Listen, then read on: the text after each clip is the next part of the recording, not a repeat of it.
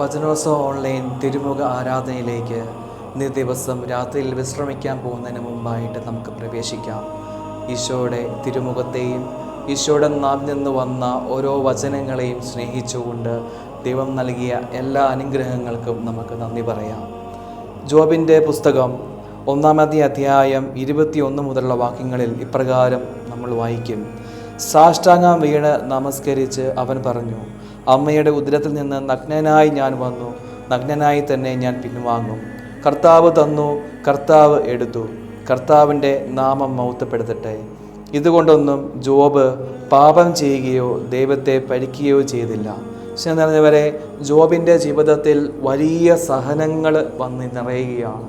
ഒന്നിനു പുറകെ ഒന്നൊന്നായിട്ടും ഓരോ സഹനങ്ങൾ ജീവിതത്തിലേക്ക് വന്നു കഴിഞ്ഞപ്പോഴും ദൈവത്തിൽ നിന്ന്, ദൈവവുമായിട്ടുള്ള ഭക്തിയിൽ നിന്ന്, ദൈവവുമായിട്ടുള്ള ബന്ധത്തിൽ നിന്ന് ജോബ് പിന്നോട്ട് പോയില്ല.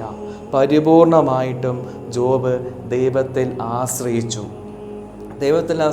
കഴിഞ്ഞു. അപ്പോൾ ദൈവത്തിൽ അത്രയും മേൽ ഹൃദയത്തിൽ ഒരു ദൈവവുമായിട്ടൊരു ബന്ധം ജോബിനുണ്ട്.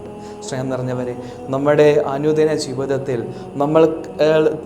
നമ്മൾ പ്രതീക്ഷിക്കാത്ത സമയത്ത് ഒക്കെ വലിയ പ്രശ്നങ്ങളും കാര്യങ്ങളും ഒക്കെ വന്നു കഴിയുമ്പോഴും നമ്മുടെ ഈശോയുമായിട്ടുള്ള സ്നേഹബന്ധത്തിൽ യാതൊരു വ്യത്യാസവും ഉണ്ടാകാൻ പാടില്ല.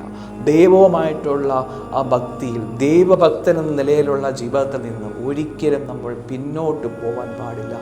സഹനങ്ങൾ കുന്നുപോലെ വന്നാലും ദൈവഭക്തൻ എന്ന ജീവിതത്തിൽ നിന്ന് പിന്നോട്ട് പോകാൻ പാടില്ല. ജോബ് പഠിപ്പിക്കുന്ന ഇതാണ്.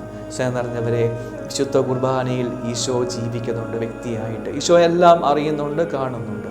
ആ ഈശോയുമായിട്ടുള്ള ദൈവഭക്തിയിൽ ജീവിക്കാൻ എത്ര സഹനം വന്നാലും ദൈവത്തോട് കൂടെ നിന്നുകൊണ്ട് ആ ദൈവത്തെ സ്നേഹിക്കാൻ, ദൈവത്തെ കൂടെ ജീവിക്കുവാനുള്ള കൃപയ്ക്ക് വേണ്ടി നമുക്ക് പ്രാർത്ഥിക്കാം.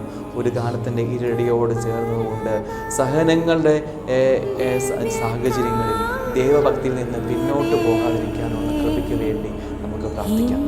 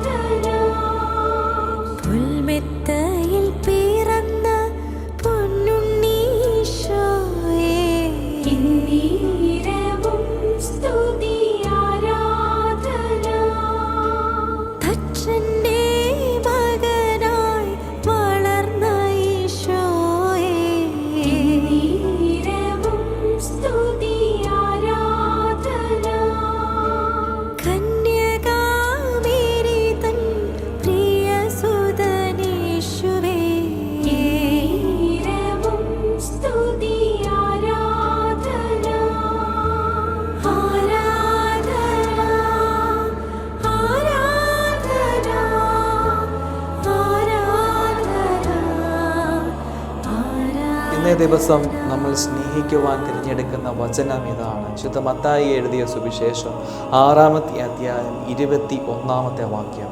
ഈ വചനം ഹൃദയത്തിൽ നമുക്ക് ഏറ്റ് പറഞ്ഞ് പ്രാർത്ഥിക്കാം. വചനം ഇപ്രകാരമാണ്: നിങ്ങളുടെ നിക്ഷേപം എവിടെയോ അവിടെയായിരിക്കും നിങ്ങളുടെ ഹൃദയവും. നിങ്ങളുടെ നിക്ഷേപം എവിടെയായിരിക്കുമോ അവിടെയായിരിക്കും നിങ്ങളുടെ ഹൃദയവും. സ്നേഹം നിറഞ്ഞവരെ, നമുക്കറിയാം നമ്മൾ പലതും നിക്ഷേപിക്കാറുണ്ട് അല്ലേ? FD ആയിട്ട് ബാങ്കിലും അതോടൊപ്പം സ്വർണവും അങ്ങനെയൊക്കെ പലതും നമ്മൾ നിക്ഷേപങ്ങൾ വഹിക്കുന്നുണ്ട്. പല കാര്യങ്ങൾ, പല മേഖലകളിൽ നമ്മൾ പലതും നിക്ഷേപിക്കുന്നുണ്ട്. എന്തിനു വേണ്ടിയാണ്?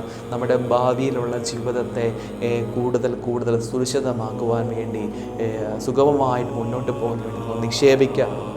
പറഞ്ഞവരെ, ഈ ഒരു നിക്ഷേപത്തിൻ്റെ പ്രക്രിയ നമ്മുടെ ആധ്യാത്മിക ജീവിതത്തിൻ്റെ മേഖലയിൽ നമ്മൾ ചെയ്യേണ്ടതായിട്ടുണ്ട്.